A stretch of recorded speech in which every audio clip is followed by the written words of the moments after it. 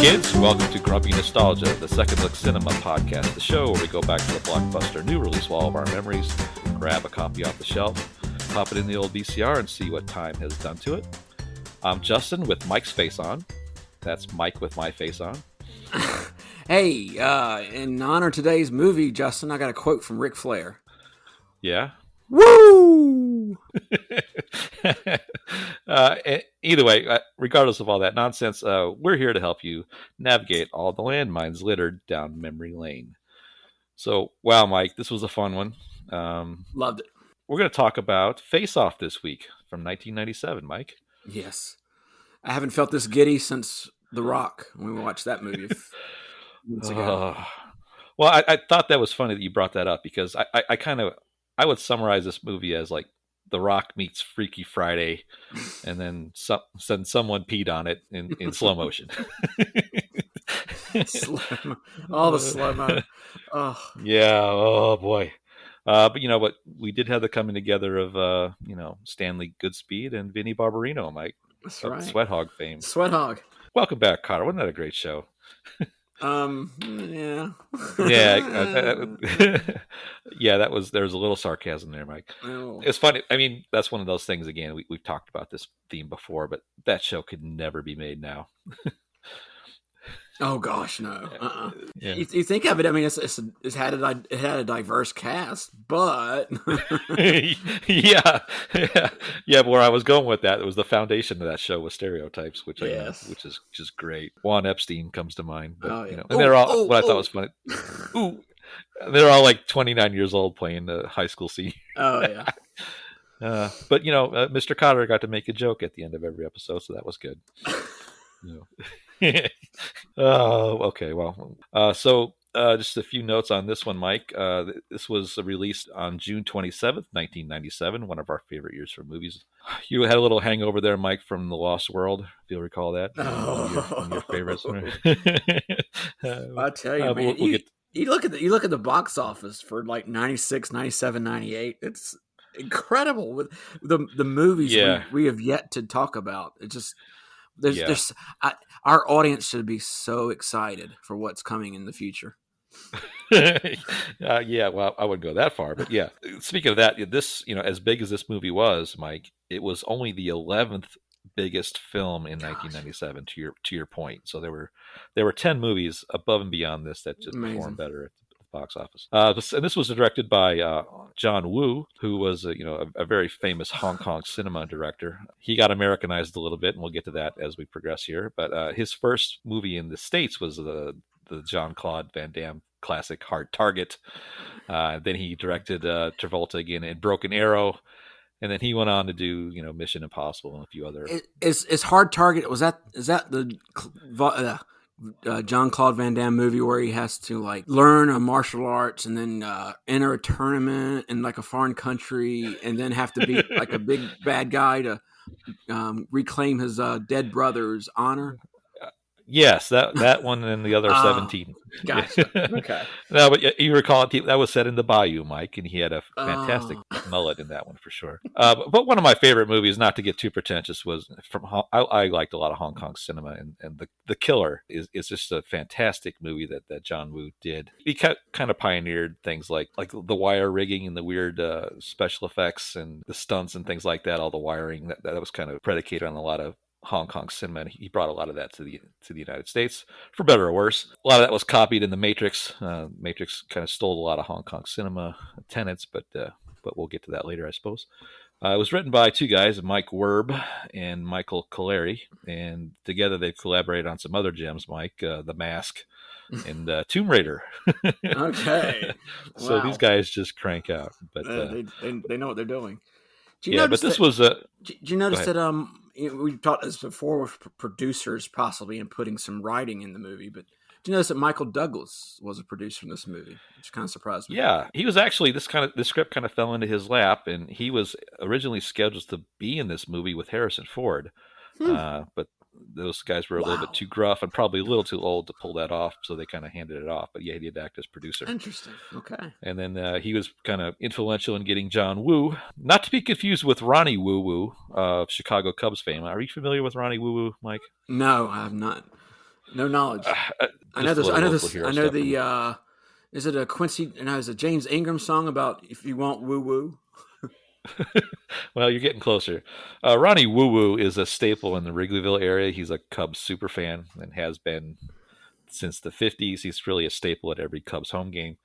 And Cub fans will tell you that they love Ronnie Woo Woo, but in secret, they'll all confess that they long for his death.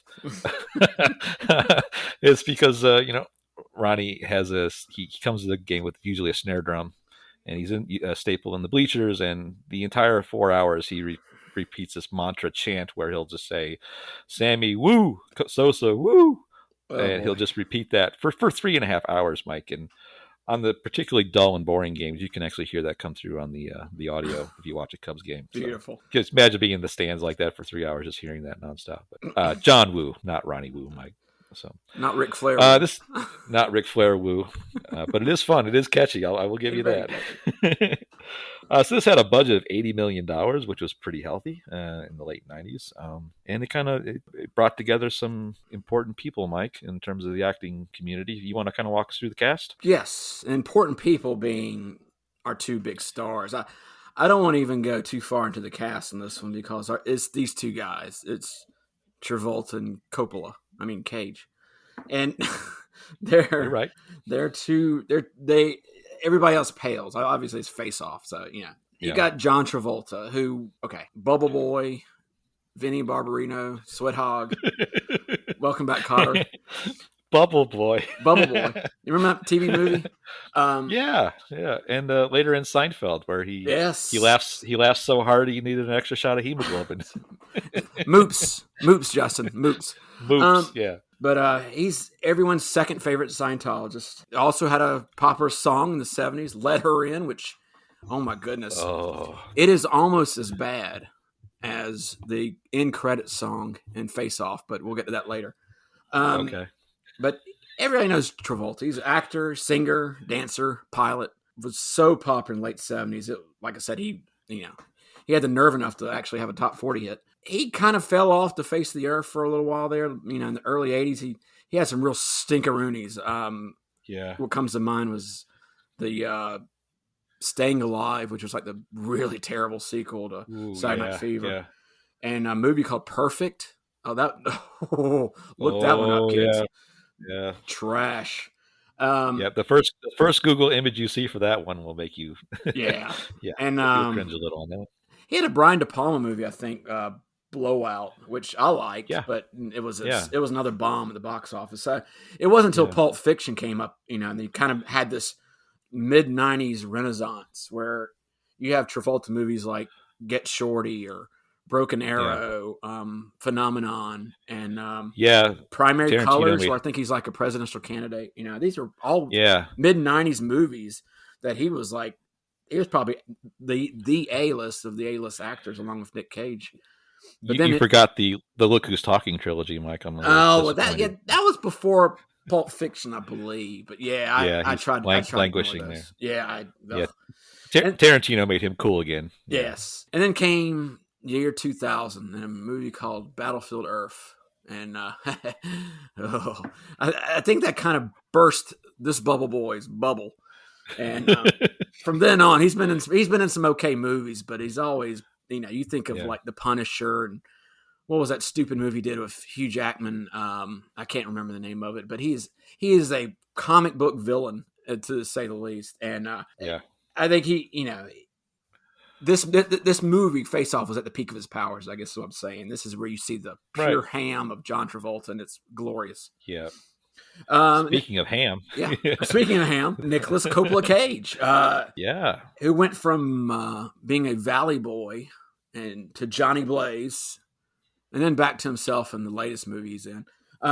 Right, literally. Yeah. But he's a fascinating guy. I think he's like, you could put him in about any role, and he's a really good actor when he wants to be. Right. You see the range of his movies, like for like Leaving Las Vegas or Adaptation. Yeah. Oh, great movie. Moonstruck. He was good in Moonstruck. But for every one of those kind of movies, there's a Con Air or a Wicker Man. Yeah. Or Yeah. I just saw him in recently a couple of weeks ago was Left Behind. Yeah, you talked about that. Yeah, he spends the whole movie just in a box. You're like, and he's falling asleep. I mean, it's a movie about people disappearing all over the earth, and it was just it was sad to see. But he got a paycheck. Mike, what was his character name in this movie? You want a likeness? Oh, Nick Cage's character? Oh, Castor. Yeah. No, he was Troy Pot. He was Castor Troy. Castor Troy. Because I keep wanting to say Troy should be the first name, but for some reason, there's Castor and Pollux, our brothers. Mike, were you excited as I was to learn of another great action hero name? Oh yes, it's been a while. Yeah, ranks right up there with Butch Deadlift. That's right, Flint Ironstag, Fist Rockbone, Bob Johnson, Crud Bone Meal. So you have those two guys who are our face-off characters. Couple of honorable mentions. Can't leave the girls out. Joan Allen's in this movie as Sean Archer. I'm not going to say the John Travolta character, but I'm going to say the good guy character. And I think she's too good for this role. This is a lady who. Oh yeah. This a lady's been for really good movies like Pleasantville or Nixon. She's great. Searching for Bobby Fischer, and we're gonna probably forget about the Bourne Identity series she was in, but even in that, she kind of brought some class to it. She sure did. Yeah. One of my crushes. This woman was beautiful at the time. Gina Gershon. Oh yeah. She's in one of my favorite movies, which is very underrated. Bound. It's a Wachowski movie that had Joey Pants. Showgirls? Showgirls. Oh, Showgirls. No, she was good in Showgirls, but not as good as Liza Berkley. And Showgirls is another guilty pleasure kind of movie. Yeah. And then I want to I'm going to start. This will be a new feature on my cast list. It will be called Cameo of the Movie. Okay. And my cameo of the movie for this one was Joe Bob Briggs, who had a brief appearance as a prison medic / torture guy. As soon as you hear his voice, you're like, I know that guy from somewhere, and he's a film critic, and he hosted he's kind of like the Vampire or somebody. He just hosts a lot of trashy movies and monster movies, and he had a show on I think TBS where he did a lot of kind of drive-in movies, but he's also a movie critic and. I think he makes an appearance in Casino too. There's a couple other movies I think he kind of randomly shows up in, but I was like, well, I know that guy. No, and then he was kicked in the face, I think, and never saw him again. It happens. All right. Well, just a few notes on that cast, Mike. Thank you. This one, quite a few people were kind of paired up for this one, including Arnold Schwarzenegger and Sly Stallone were the original dream team for this one, but they couldn't pull those two salaries together. I mentioned Harrison Ford and Michael Douglas. Bruce Willis and Alec Baldwin were also in play here. And I think another one, I think it was just written down on the page, but Al Pacino and Robert De Niro were also considered. That would have been a fun take on this one. They talk about the ham flying in that one, man. God. Yeah. You stole his face a little bit. And then Van Damme and Steven Seagal were also in the carousel for this one. The producers wanted to put the hash mark in between the words face and off because they were concerned that the American public would confuse it as a hockey movie. Because, Americans love their hockey so much. Yes. Oh, gosh. Yeah. This came out a week after Speed 2 and Batman and Robin. One that we keep teasing Batman and Robin. Yeah, that one's coming up. That one's on the horizon, folks. Good luck. I think we're just going to have to man up and cover that one, don't you? Yes. It's controlling our destiny in one way. Just a couple other things about 1997. We talked about, the movie landscape. After this came out, Men in Black came out the following weekend and kind of gobbled up a little bit at the box office. But again, we just talked about 5 giant movies all within the course of a month with each other. The number one song in the country, Mike, was I'll Be Missing You. And that is the Puff Daddy version of I'll Be Missing You. Again, he steals another person's material and just said, yeah. So that was the number one song. And then on to Godzilla. Yeah, he did exactly the same thing. What a creep. Yeah. Hey, Diddy, learn how to play guitar, man. Just help yourself out. So, but anyway, that's kind of where we were. We've talked in some of our older episodes about the landscape of '97, but This didn't really have a whole lot of fanfare going into it, other than the movie nerds like me saying that this is a John Woo directed vehicle, and we're kind of curious to see what he do with a big budget. So I think we should just probably get into it. Mike, you ready? Let's go. All right, hit the button, Mike. All right, so our movie opens up with, believe it or not, Mike, slow mo. Slow mo. We see Nick Cage. It's for clarification in this movie for our audience. I'm just going to say when I refer to Nicolas Cage, it is actually Cage with his real face, and when I say Evil Cage, and then I'll that'll refer to they're swapping their bodies out. So I had no idea how we're going to keep track of the characters in here because they're all they're essentially the same guy with two faces, but you can call him how about you call him Kaz and Shawnee? I thought of every iteration I could, and none of it's going to make sense, just like the movie. So, but anyway, Travolta's on the carousel with his young son, and you see the mustachioed Nicolas Cage lining up the sights on this assassination attempt, and he we get introduced to the hand face thing, Mike, here, where this is where Travolta runs his hands over his family members' faces. And that's supposed to be indicative of some sort of behavior that they have, but he does that over his young son, and then he takes a bullet, and unfortunately, the young child is killed in the first 3 minutes. So hey, Mike, we're off to a good start already, right? Hey, first death. Yeah. So his young son is unfortunately killed in this assassination attempt, and but again, all this is done in slow motion. And then we speed up. We do like a 6-year time jump where we see 6 years later. We see Travolta. He's the lead of an anti-terrorism unit in Los Angeles, and he's a bit of a pill, Mike.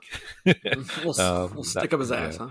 But apparently he's looking for. He's never forgotten what Cage did to him, and he's been on this kind of vigil looking for him ever since. And then we cut back to Nicolas Cage dressed as a priest. Choir music. Yeah, so he's in I forget what the building was, Mike. Do you recall what the building was? It's the LA Convention Center. Thank you. Yeah, not only do they have a choir music convention, a couple of days later they're having an American Bar Association meeting. Fantastic. It's a busy venue, man. Yeah. But anyway, he's dressed as a priest, and he's planting a bomb in the building. So the movie decides that maybe the audience wasn't hurt enough by seeing a kid getting killed. They also decide to introduce some pedophilia in there as well, where he he grabs a very young girl in the chorus, grabs her inappropriately, and tries to make that look cool. So we cut back to the cop station, and they hear tell that Nicolas Cage, Castor Troy, they hear tell that his brother Pollux Troy is in the area, and Pollux is kind of this little mush. I forgot the actor's name, but I know he was in one of the Jurassic Park movies, but his voice in this movie is very off-putting. The way he talks is like so just. He sounded like Quado. Yeah, a little bit. But the actor's name is Alessandro Nivola, and people might recognize him from this most recent Sopranos movie. He played the lead in that, and he was also in Jurassic Park 3. A good actor otherwise, but he plays kind of a mensch that he's like the smart brother, but he's just a little off. He's not as cool as Castor. But they find out that if Pollux is there, did you know that Castor and Pollux are the two moons of Mars, Mike? Oh my gosh! No, they're not. It's Ceres and Demi. Shoot! Now you're gonna put me in the spot. The two sons of Mars, Ceres and okay. Cut the segment later. Not suns. The two moons of Mars. The two moons of Mars. Yeah, they're Ceres and I can't remember another one. Castor and Pollux are like another planet. I need to look this up. You keep going. I'm gonna effort this. Go ahead. You hear that sound? Those are all the people turning off the radio, turning off their podcast. Let's get back into it. We don't want to miss a minute. They go to the tarmac, and they see that Castor and his gang of minions are getting on a plane, and apparently there's an FBI agent on there who gets some real hazard duty, Mike, having to put Nicolas Cage's tongue in her mouth. But it's kind of a raid. and there's a big shootout, boom boom booms, and there's a lot of wire rigging and people getting blown 40 feet back from a shotgun blast. That stuff like that, you know. You can see the wires on one of the guys getting shot. That was great. Yeah, you could, and that was very insulting. Why kill the pilot? I mean, he didn't know how to maneuver the plane. The guy, he could see that the plane couldn't take off. Dummy. Yeah.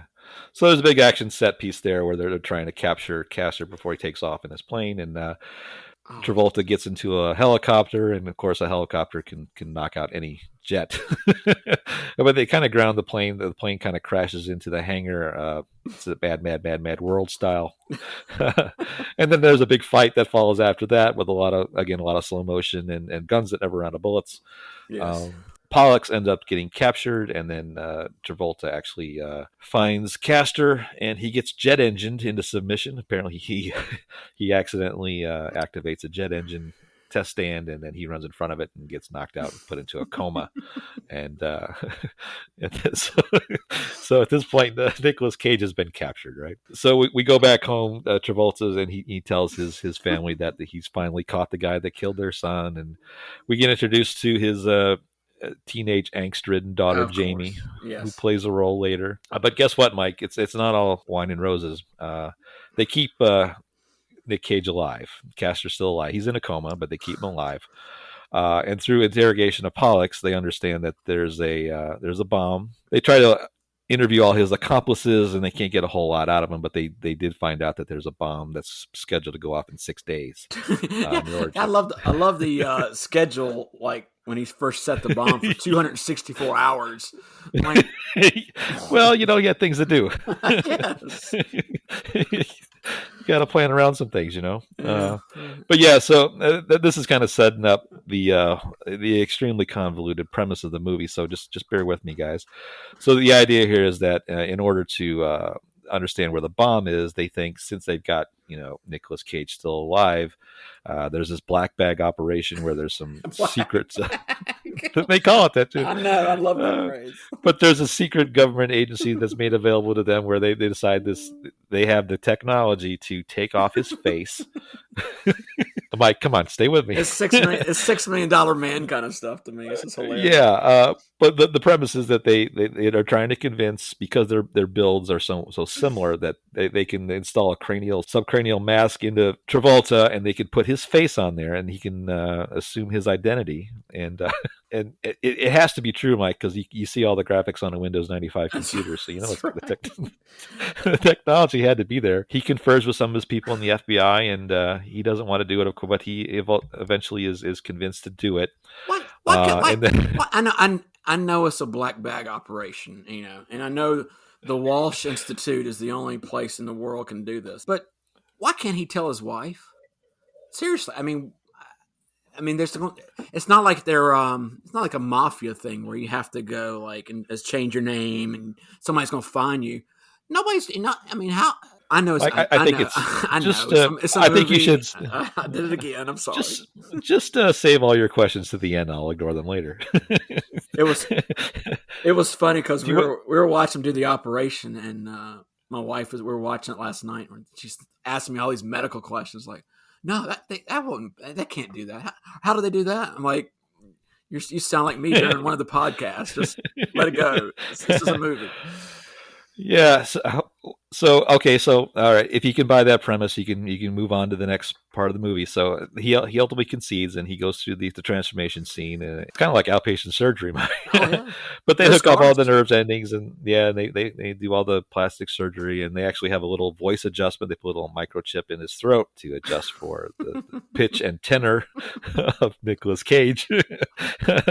So he has buyer's remorse. The first time he sees himself, Travolta sees himself as Nick Cage, the emotions come in, and he gets a little upset and starts smashing the mirror. And I guess that makes sense. I guess emotionally, at least, but that works.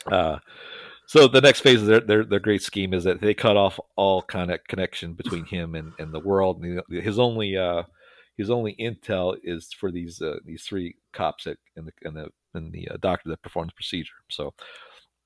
Plot point, Mike. Those are the only 3 people that can save him, right? Justin, you understand? It's a black bag operation. It's a black bag, damn it. So so the next phase of their plan is he gets put into this super duper secret jail that they're holding Pollux to see if they can pump in for more information about where and when and how the bomb is configured. So the first thing he does, he gets into a big fight in the prison. And they say, think about that voice adjustment chip. They say, you need to be careful with that because so much, even like a large sneeze would knock it loose. Just a small jolt, yes. Yeah, but in that first prison scene, he gets punched in the throat about 17 times. So much for that. Hey, by the way, the most clever thing they did in this movie is to name the prison Erewhon. I thought that was like, okay, that's funny because it was an anagram of nowhere. Anagram for nowhere. I was like, yeah, oh my very gosh, good, Mike. that is, yeah, clever. Well, high art. Hey, this is woo. Okay. Yeah. So this prison's got all these malcontents in there, and he Travolta as Cage sees a lot of these old accomplices and people that he knew back in the day, and they're all wearing these giant metal boots, Mike. No. The premise there is that the prison has metal floors, and they're all magnetic, so if they get out of control, they just hit the magnet and freeze everybody. I only bring this up, Mike, because these were the same boots worn by the Goombas in Super Mario Brothers, that movie. No. the little headed Goombas. Yeah. No. Yeah. So anyway, Cage, or Travolta as Cage, is in there now. Now he's stuck, right? And so we cut back to the coma-ridden body of Nicolas Cage, and guess what, Mike? He's not dead. This was a hard one for me to swallow. Yeah, so he's from a coma. I was like, oh, come on. Yeah, and conveniently right on time, but no way, right? No, I can't believe so much for that groundbreaking technology. They're claiming they couldn't even tell that this guy was the Walsh Institute, sentient almost. But he does his own little kind of like Joker scene, right? He wakes up and sees that his face is gone. First thing he does is light a cigarette. You're right. It was bad. I didn't make a connection how similar it was to the Tim Burton, where Jack Nicholson is in like that basement or whatever, and everybody looks at him like, oh God. And he has a surgeon work on him. That's kind of interesting. Having I don't know how you smoke without lips, but we'll let that pass. So as he makes a phone call, he calls some of his old friends, and they come in, and then the lackeys come in, and they kidnap the doctor and the two agents that are the contact for Travolta as Cage, and they make him perform an emergency surgery on him, just to turn the tables. And the next thing you know, you've got Travolta as Cage out there now, or Cage as Travolta out there now. So he takes over Travolta's identity, and he spends most of the second act just getting in effing things up for Travolta, the real Travolta's life. He gets into his job, gets into his family, gets into all that stuff, and so it's a problem. And then he actually he goes into the prison and shows them, hey, guess what I did. That scene had the stupidest line in the movie, and it was it's like looking in a mirror, but it's not. Oh, that's the dialogue we come to appreciate in this one, right?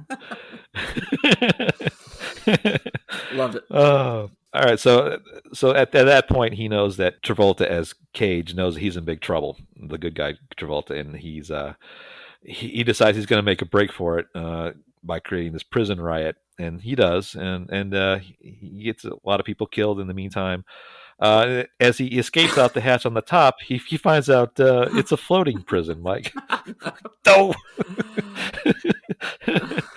Hey, I have another question. How did this just came to me? So I apologize, but how did the bad Nicolas Cage, or the bad Kaz? How did he know?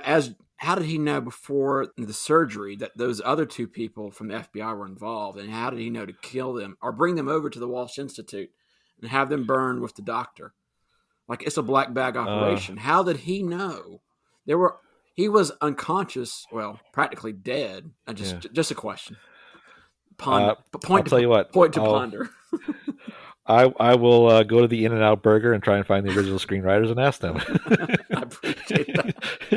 I want a double, by the way, with a shake. Oh yeah. Oh wow. So he ends up. I guess swimming back to Los Angeles, Yes. Mike. That's the only thing I can think of. Travolta as Cage gets back. He turns the tables and does the same thing to Cage as Travolta. He kind of messes up with his inner circle, goes back to his home, and we get introduced to the real Nicolas Cage girlfriend, Gina Gershon.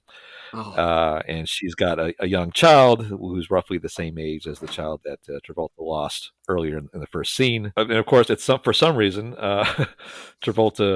Cage as Travolta gets wind of this, and he comes to their house, and there's another big raid. And what I liked here, Mike, was that they on the young kid Adam, the real Yes. Nick Cage's son.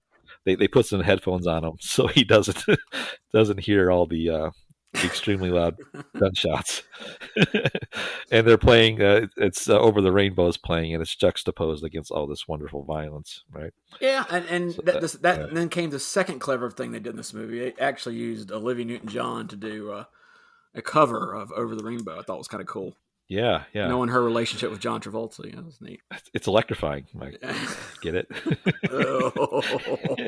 Okay, bye guys. I'll see you next podcast. I'll see you tomorrow. I was going to say I got chills, but whatever. They're not multiplying. So the real John Travolta with Nicolas Cage's face. After this shootout, the kid gets kind of taken away, and a lot of people get killed, and he ends up going back to his wife Joan Allen. And for some reason, he says all the important stuff last. All right. Yeah, so poor Joan Allen just thinks that the man that murdered her son is in her bedroom. and he says all this stuff about, don't call the cops. This is going to sound weird, but he might have wanted to start with, "Hey, I'm really, I'm really Barbarino. You need to listen to me." But he said all that later. He says that she's a doctor apparently, and he says, "Well, if you don't believe me, check my blood type." And she's not entirely convinced, but she at least allows him to continue the story. So as all that's going on, Cage as Travolta goes back to the FBI office, and he's a hero now because he's defused the bomb because he got the information from his brother. He's already on the cover of Time as their Man of the Year, and it's only been like 5 days. And there's amazing, right? There's talk about him taking over the FBI. So the current head of the FBI is this guy named Lazaro. To the clever eye, you might recognize this guy as the grandpa in Fargo. Oh yeah, remember that? Remember that?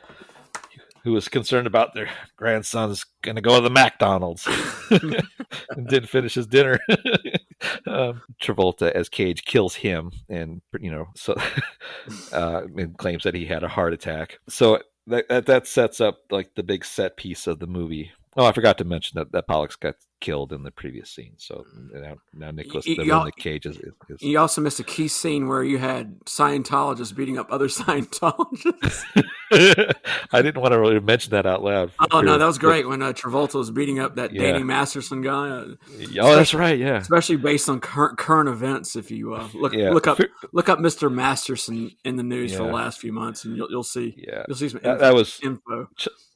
Chalk that up to fear of litigation, Mike. But that kid he beats up is his daughter Jamie's alleged boyfriend. He teaches her how to stab people too, which is cool. And we'll get to that a little bit later. So at the Lazaro funeral, everybody shows up. There's a lot of doves in the church for some reason, Mike. I guess they didn't close the windows. But at the end of the service, all the good guys and bad guy teams show up, and there's about 30 guns on 30 different people. There's a little Reservoir Dogs situation at the end. It was he was able to simultaneously rip off Tarantino and Sergio Leone in the same scene. Yeah, he's very heavily influenced by Leone. That's a great observation there, Mike. So there's this big standoff, and of course all the red shirts, Star Trek red shirts, get it first. The first round. Then poor Gina Gershon, she gets it too. And then when you think they're starting to make some pace on there, dumb Jamie shows up, and she gets captured and sees her what she thinks is her dad being held by Castor Troy, and then she shoots the good John Travolta, allowing Castor to get. But at the same time, she also learns how to stab the evil Nick Cage in the leg, as he taught her earlier, trying to be the cool dad. And then we get into the final set piece of the movie, which is about a 7-minute long speedboat race. Oh, the stuntmen earned some bonus time on that one, man. Oh my God. Let me tell you, wow, Mike, you're really good because the next line in my script was where we're forced to watch two guys pretending to be pretending to be Nicolas Cage and John Travolta. It was so poorly done. Oh my! Oh wow, I cannot believe how bad, like, using body yeah, doubles or stuntmen were. That's just, it was so obvious. I know at the time when I was watching this, I was thinking the same thing, but for some reason, it really stuck out watching it last night. yeah. It reminded me of your observation in The Rock, where the Sean Connery stuntman was about 3 feet taller and had a misshaped gray wig on. I forgot about that stupid wig. So they're going on forever in the speedboat race, and we learned that Uzi shoot about 150,000 rounds at that point too. But there's this last. They kind of crash on this island. They have this one last final fight, where some of the dialogue in this is really clever, Mike. Where just Travolta screams "die," but he ends up shooting him with a harpoon, and well, Nick Cage is dead for real. And conveniently, Mike, his wife Joan. Alan knows some people that can do this procedure, Oh my and they gosh. kind of they undo the swap. They put his real face back on him, and Justin, did wait, at tell me, did they get the best people they know from DC? top men. Top men. Yes. Top. Yeah. But at the end, Vinny Barbarino gets his face put back on the right one, and it's all over. And they extend the altruism a little bit, and they end up adopting Castor's son. Yes, 50% of a psycho they bring into their house. Good job, guys. Yes, yeah, nice thinking there, boys. I'm sure that I'm sure he has no issues with being adjusted after that No, none at last all. 2 hours. But that's the end, Mike, and then we get introduced to that wonderful song. I think you might want to talk about. Oh, it sounded. I know. This was the same. It came out the same year. I think that poor Michael Hutchence must have died from lead singer from NXS. But Yeah, this had to be one of the worst NXS songs that was ever put to vinyl or tape. Don't not his lose. best work. Don't No. lose your head. What a horrible song to end this movie on. I mean, Yeah, you have a movie where you have Handel, Chopin, you have a little Mozart. Hell, you even have some James Brown in it, and then you end it with this crappy song. that's a recurring thing with all these '90s action movies. I They always know end on it a is real amazing. dud, Oh, real duds. it sounded like he already had a rope around his neck and he was in a closet. Oh wait, Oh, come on sorry, now. sorry about that. Too soon, Mike. Too soon. Yeah, but yeah, not good. But it's I guess it's just maybe the theme was they wanted to get people out of the theater as quick as possible. Maybe that was it. Because Oh, you remember, but back then there was no such thing as the end credit sequence. The people yeah, just that's got up and true. left. Yeah, Yeah. So people, and this you music's. want to see the credits to at least see, who trained those pigeons at the end. I think they were called doves, Mike, but whatever. No, no, no. You look in the Yeah. credits, and they actually had a pigeon trainer for this movie. Did they? Okay. Yes, All right. yes. And this will be Wow. another new feature on our podcast. I will Uh huh. find the most obscure cast member and bring that to our Ooh, I audience. like that. Yeah, I like that, Mike. All you're right. welcome. Well, that implies that you sat through the credits and No, therefore that song. So, yeah, hats off to you. combat pay. All right. So let's talk about awards and accolades. Mike, this movie made $24 million in its opening weekend. So that's pretty healthy back in 1997, especially with the crowded landscape at the time. Ended up making $112 million worldwide and $245 million. Wow. I'm sorry, 112 domestic and 245 worldwide. So a big one. This got a Oscar nomination, Mike, What? for sound effects editing. Yeah, sound effects editing, Oh, I guess. okay. It A lot of uh, gunshots, I guess. Nick Nicholas Cage did receive an award at the Blockbuster Awards. Mike, he Oh. got the best lead actor, and I know you're dying to know about MTV, which is Kind of. Wait. Best chase scene, best action scene, best kiss, or best tongue lick. okay. Well, you're pretty close. See, this is even more groan-inducing from our regular MTV analysis. Uh-oh. They won for best on-screen duo, Mike. Oh yeah, Uh, I forgot about that one. yeah, yeah.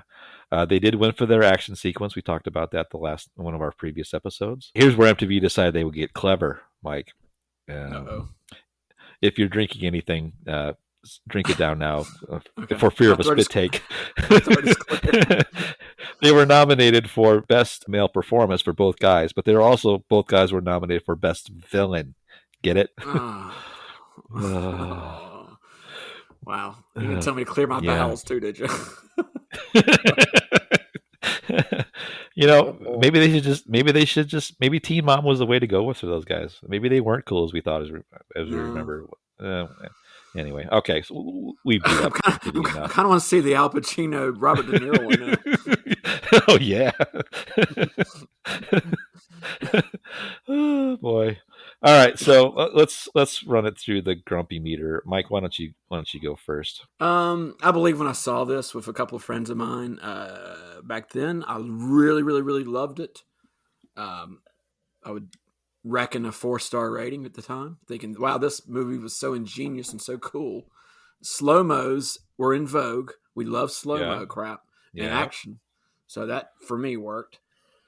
Looking at it now, oh wow, like you say, I'm looking for the bad stuff, obviously, but this bad stuff just slaps you in the face, like continuously over and over again, and Yep.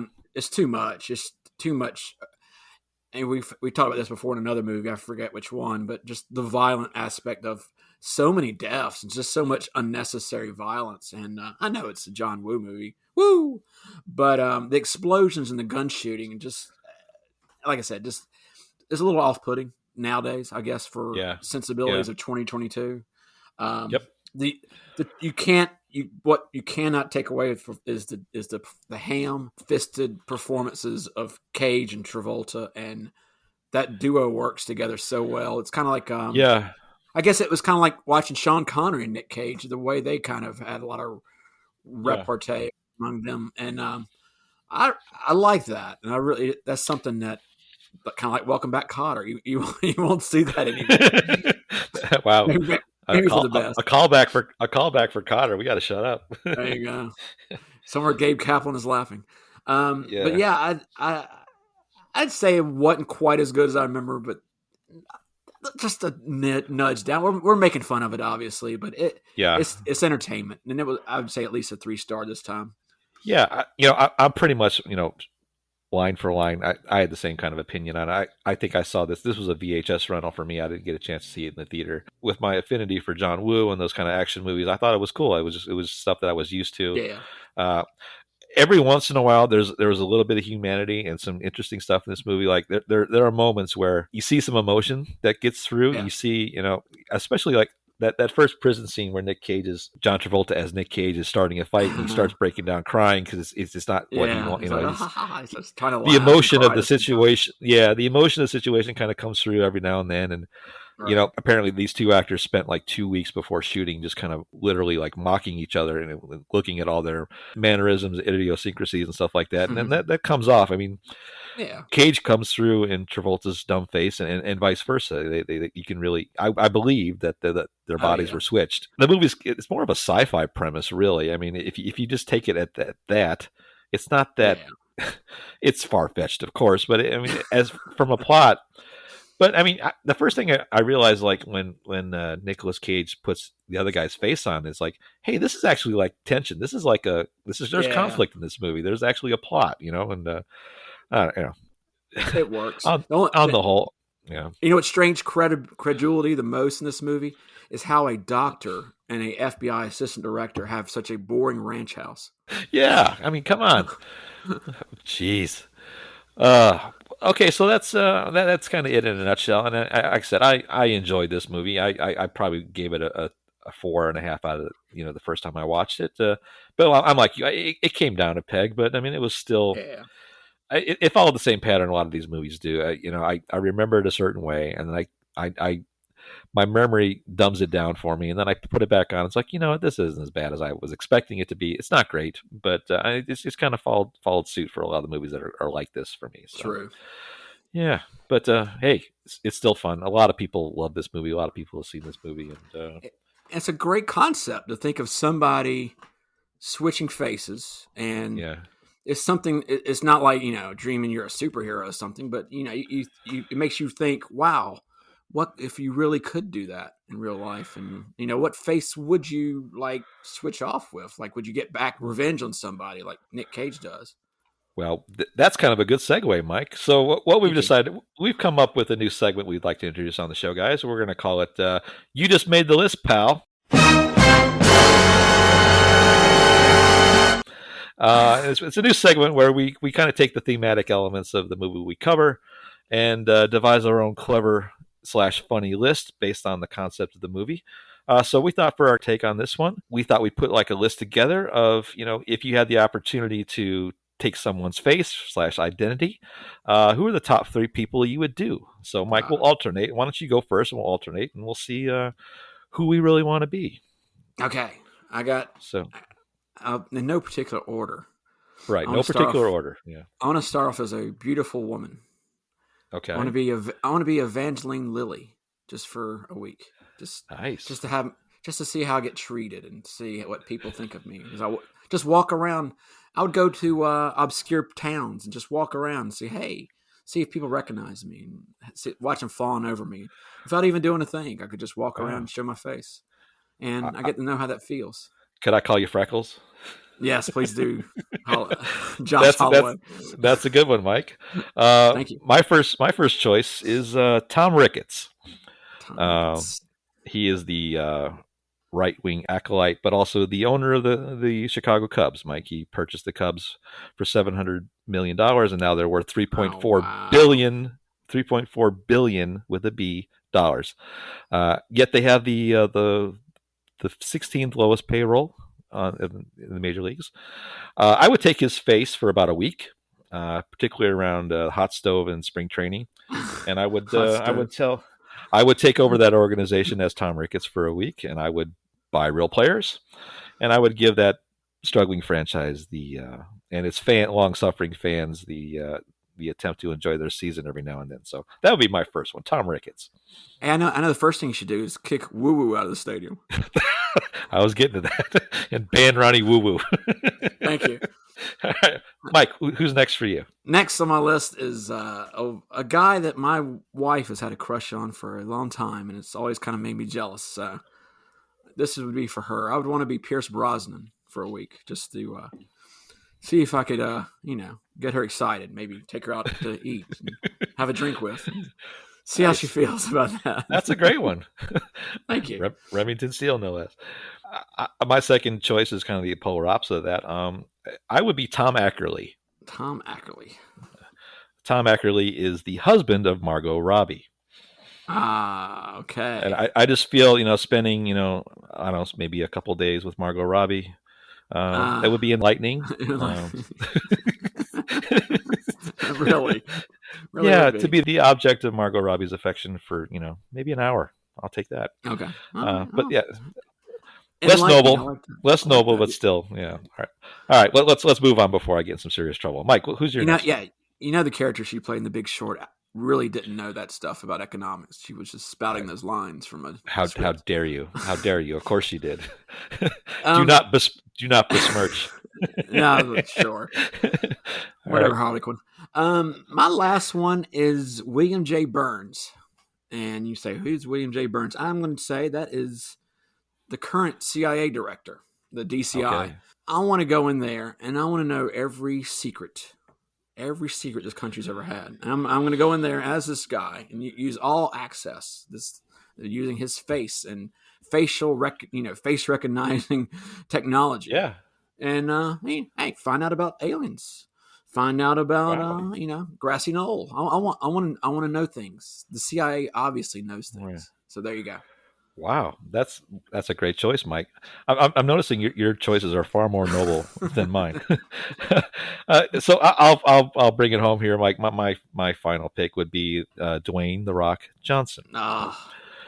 So I would assume his identity and his face, and I would go and I would fire all my agents, and I would tell them, do not let me make any more movies. And I would probably, damage my credibility with all the studio heads so I can never get hired again. It's not because I don't like Dwayne. I think he's a great guy. But we have too much of you, Dwayne. Mike, he's made 58 movies since 2002. That's 2002. That's a lot of cooking. And that's not including all his that's not including all his television shows, his wrestling appearances, and all that stuff. That's just films. Ugh. He's done 58 movies. That means he's in a movie every 120 days, Mike. Wow. For basically the last 2 decades. Was there only one Tooth Fairy?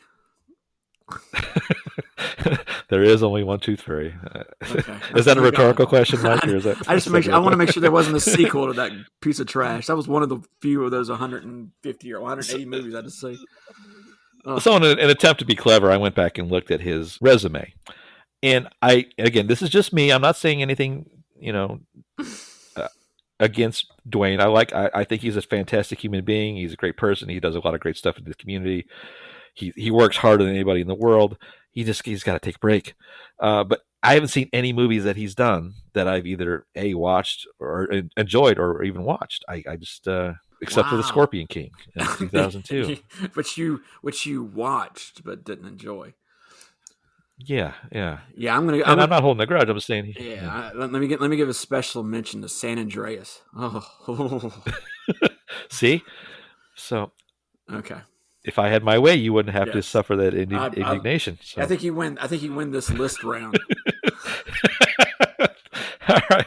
Well, I think that's enough, Mike. So that was fun. We might do that every now and then, guys. So we would encourage you, if you guys have additional thoughts on that topic, to maybe hit us up on our social media page and maybe put some of the people you might want to be. You can reach out to us at our Instagram page at Grumpy Nostalgia, or you can send us some emails at nostalgiagrumps@gmail.com. So, Mike, I think that's going to wrap it up. This was a lot of fun. Again, Mike, you pick a lot of good ones. You know it. Yeah. So nice work again, pal. You understood the assignment. Are you ready for the big rod, Justin? Yeah. All right, so we're going to wrap it up, Mike. Anything else you want to say before we leave out? I can eat a peach for hours. What a creep, right? All right, guys. So if you like our show, please consider following and give us a listen next time. We put out an episode every 10 days. So for Mike James, this is Justin, and we will see you again next time. Nothing like having your face cut off to disturb your sleep.